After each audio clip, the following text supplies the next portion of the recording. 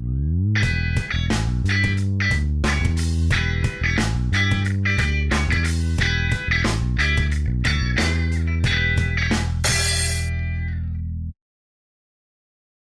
Gloriosa Família está mais ou menos no meio do caminho, né?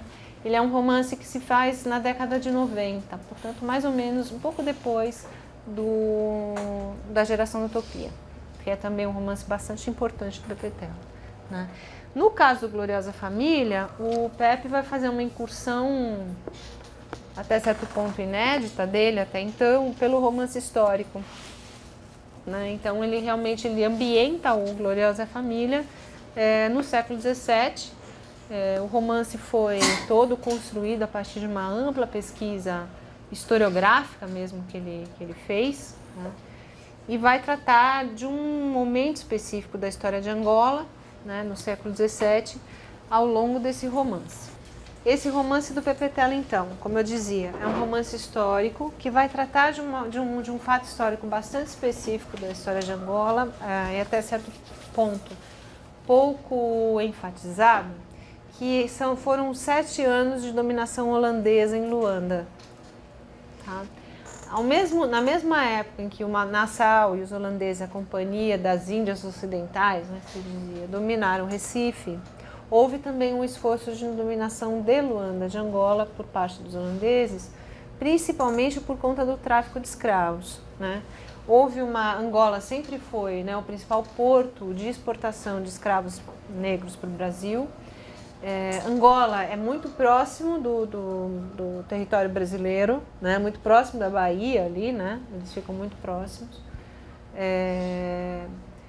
E a gente sabia, né? A gente sabe que um dos grandes problemas do projeto holandês para o Brasil, né, no Recife principalmente, era justamente esse estrangulamento em relação ao tráfico de escravos, porque enquanto eles dominavam o Recife, o tráfico de escravos continuava dominado pelos portugueses e, obviamente, os portugueses que queriam retomar Recife não deixavam esses escravos chegarem para os holandeses lá. Então, houve uma tentativa, isso é histórico, de tomada de Luanda pelos holandeses, e essa tomada de Luanda durou 7 anos. Tá? Então, é justamente sobre esse período que versa, historicamente, o livro do Pepetela, o romance histórico que o Pepetela constrói. Além disso, né, não é à toa que o romance começa, né, ele se abre com um prólogo do Antônio de Oliveira Cadornega. É uma citação desse autor, que é um dos principais historiadores, autores historiógrafos da história de Angola colonial, né? Ele é tipo assim, um Pero Vaz de Caminha, um Gandavo para Angola, tá? Ou seja, é um autor que escreve a história oficial, tá? Então, logo na abertura do livro, a gente tem assim, uma citação do livro básico do Cadornega, que é o História Geral das Guerras Angolanas, de 1680, tá?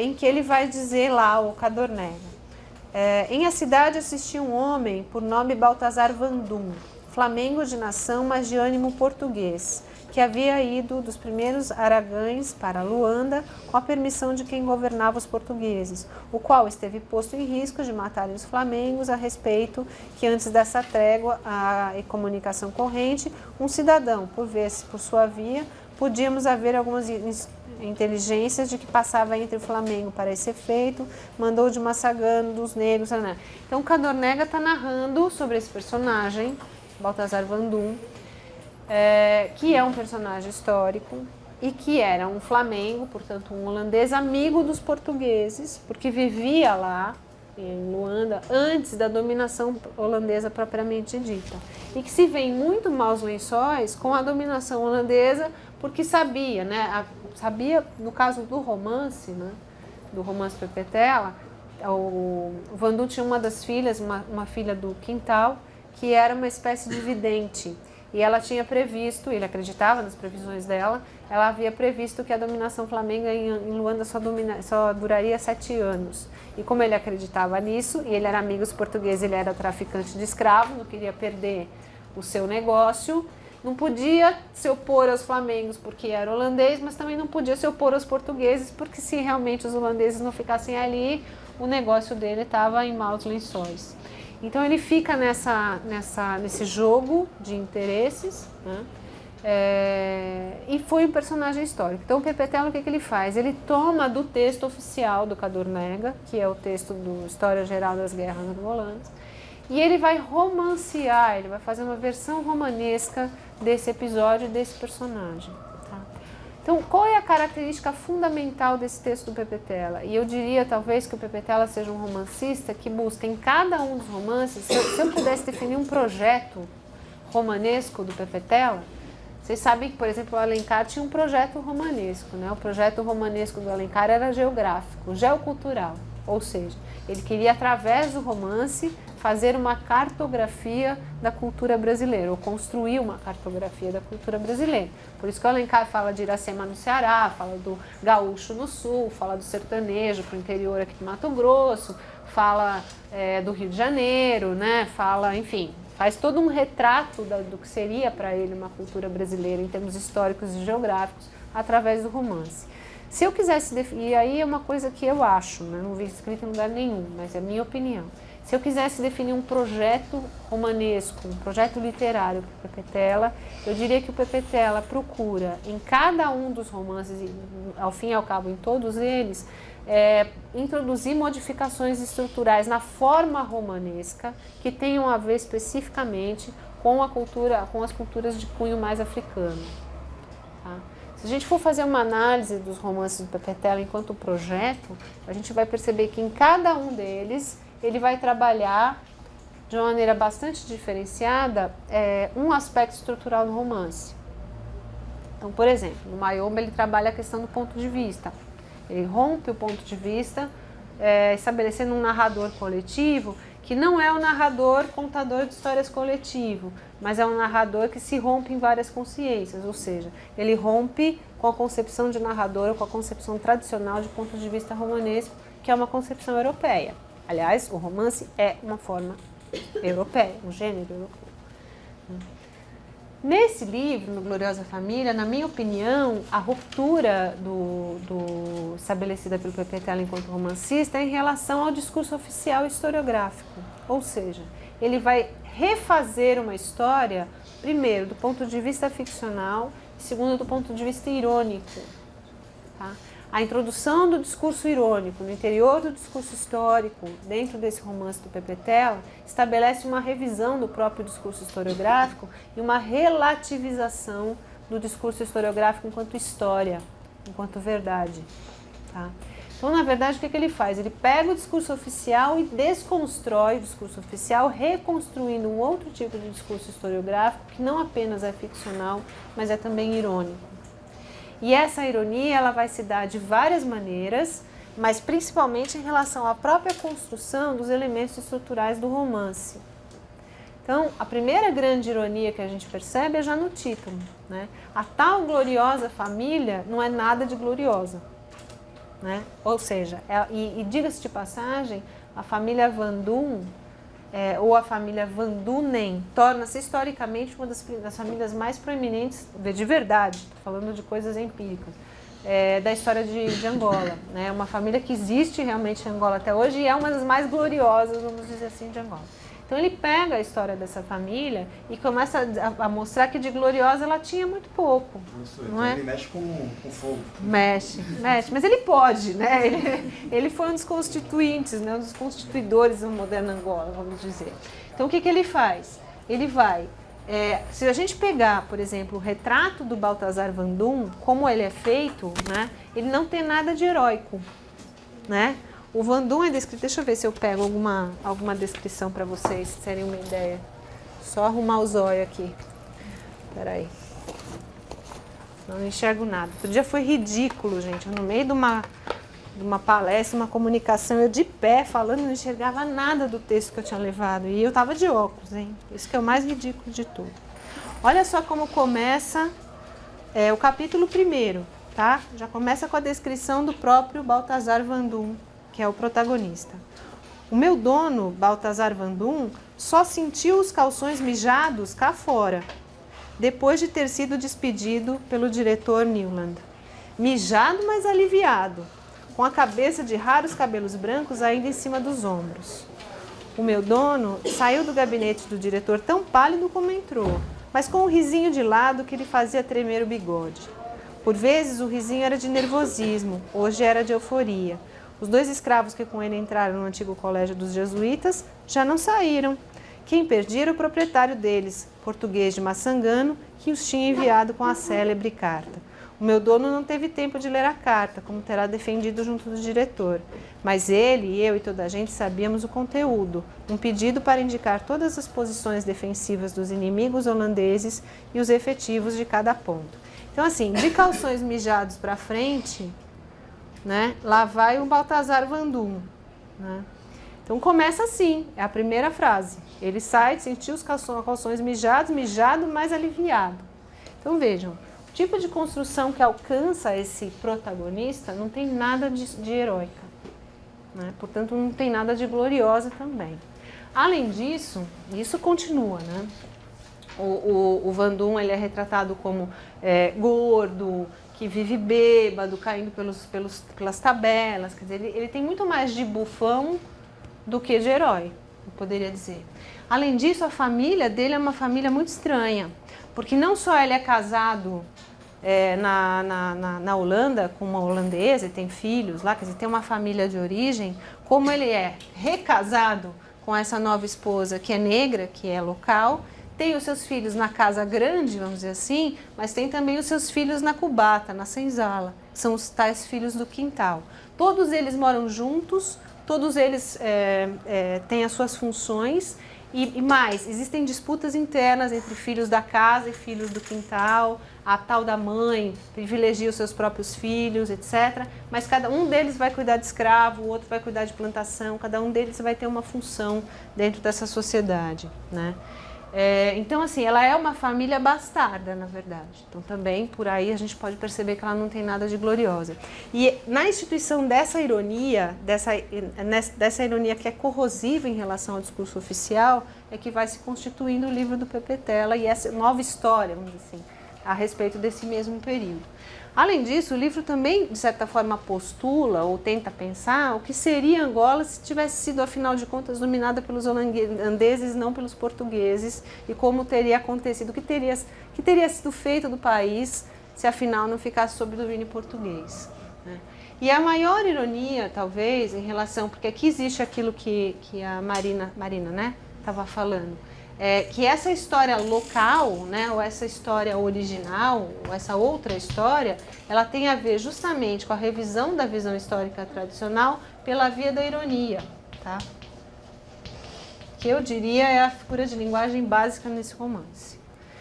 Então, a maior ironia de todas do Pepe Tela nesse romance, que também revê uma questão fundamental da base estrutural do gênero romanesco, é a questão do narrador, né? Porque o narrador, além de ser um escravo, ou seja, aquele que narra não é o detentor de uma posição social elevada, como eram os grandes historiadores, mas é um subalterno, né? O maior dos subalternos, que é o escravo, né? Além disso, esse escravo é caracterizado como mudo e analfabeto.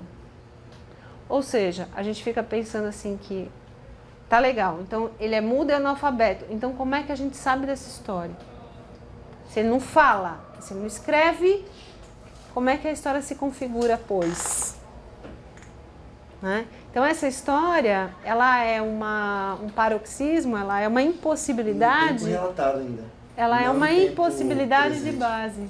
Ou seja, se ele não fala, se ele não escreve, como é que essa história chega até nós? E aí há uma série de configurações, quer dizer, esse paradoxo permanece o romance todo, a gente não consegue resolver. Se fosse fluxo de pensamento, ainda poderia se justificar. Agora, como trazendo do passado para frente. Né? A única explicação possível é porque esse escravo, ele, como diz lá a uma certa altura do romance, ele é afeito a certas práticas rituais e ele domina uma magia da pemba, que eles falam, que é uma coisa com flores e tal. Então a única possibilidade de transmissão dessa história seria por vias mágicas, né? Por vias de certa transmissão, sei lá, telepática ou alguma coisa assim. Mas mesmo assim a questão permanece, né? Como é que essa história é possível? Então existe um questionamento até quase que beira o paroxismo da possibilidade de se contar uma história a respeito da história, né? E que está também na questão que ele mesmo coloca, e isso também é muito irônico, o próprio narrador coloca, porque a gente não sabe o nome dele, a gente só sabe que ele era escravo sombra do Vandu. Que ele mesmo coloca, como a Marina falou, de que aquilo que ele não viu ou aquilo que ele não sabe, ele inventa. O que também é uma ironia fundamental em relação à própria questão do discurso historiográfico, que a tudo resolve e a tudo explica e ainda dá a isso uma aparência de verdade. Tá? E assim, fora isso, a gente tem realmente um retrato muito minucioso, né, muito rico e muito saboroso, eu diria, dessa sociedade assim constituída do ponto de vista do escravo e, portanto, do ponto de vista de quem a vive de uma outra maneira, que não apenas do ponto de vista oficial, vamos dizer assim. Então você tem toda uma reconstrução dessa sociedade angolana que nos leva a pensar em uma série de coisas que o Göringer coloca lá como base, né, do escravismo colonial, ou seja, o comércio de escravos é fundamental para esse livro, né? Ele é base estrutural do livro e ele é também a base do próprio ponto de vista adotado. Tá? Então a gente também pode ver o livro a partir desse ponto de vista, dessa coisificação do próprio escravo, que entra em xeque a partir do momento em que você torna o escravo o próprio narrador da história. Ou seja, a consciência que pensa essa história ou que constrói essa história de alguma maneira. Né? Então existe toda uma vamos dizer assim, um modo desconstrutivo e construtivo do Pepetela para repensar algumas categorias, na minha opinião, né? Ele faz isso em todos os romances, mas nesse romance especificamente, para repensar uma das categorias fundamentais da cultura ocidental, que é o próprio discurso historiográfico como gênero, né? Levando esse discurso historiográfico até o paroxismo de uma impossibilidade, né? Não apenas de uma invenção, mas também de uma impossibilidade histórica. Ele nega enquanto ele afirma. Exatamente. Ele espelha, né? Exatamente. E fora isso, a gente tem toda uma incursão pela questão religiosa, pelas questões religiosas, pelas questões raciais, pelas questões históricas mesmo. Então a gente é um romance muito saboroso, é um romance muito gostoso. Ao mesmo tempo que essa história aqui, que eu te estou contando, que seria impossível de ser contada, é contada, porque a outra oficial também não pode ser. Exatamente. Impossível. Exatamente, é isso mesmo. O questionamento da história ficcional é ao mesmo tempo, e por isso, por ele mesmo, o questionamento da história oficial. Né? Então, o questionamento da história oficial se dá pelo questionamento ficcional, né? que é bastante interessante. E aí, se a gente olhar realmente a obra do Pepetela como um todo, a gente vai perceber que ele vai fazendo esses tipos... É interessante isso, ele elege um tipo de aspecto estrutural e um tipo de procedimento romanesco para questionar esse aspecto estrutural, um específico para cada romance. É muito interessante. Por exemplo, no Jaime Bunda, que eu falei para vocês, também é a ironia. Né? Basicamente, você tem um discurso irônico que parodia, né? Faz uma paródia dos textos de James Bond e do próprio personagem James Bond, pela via da ironia, da construção de um personagem caído também, quer dizer, tem uma série de questões ali que também se colocam. Mas, ora, você tem um questionamento do ponto de vista, existem certos romances que questionam a questão temporal. Se você pega o Predadores, por exemplo, a questão temporal é toda rompida, também ela tem uma construção muito, muito trabalhada, muito diferente, enquanto as outras continuam iguais. É interessante que o Pepetela, nesse sentido, parece um cientista do romance, né? Sabe aquela coisa de mantidas todas as outras condições estáveis, eu vou mexer só nisso para ver o que acontece, né? E ele vai fazendo essas experiências, essas incursões experimentais em cada uma das suas obras. É muito interessante isso.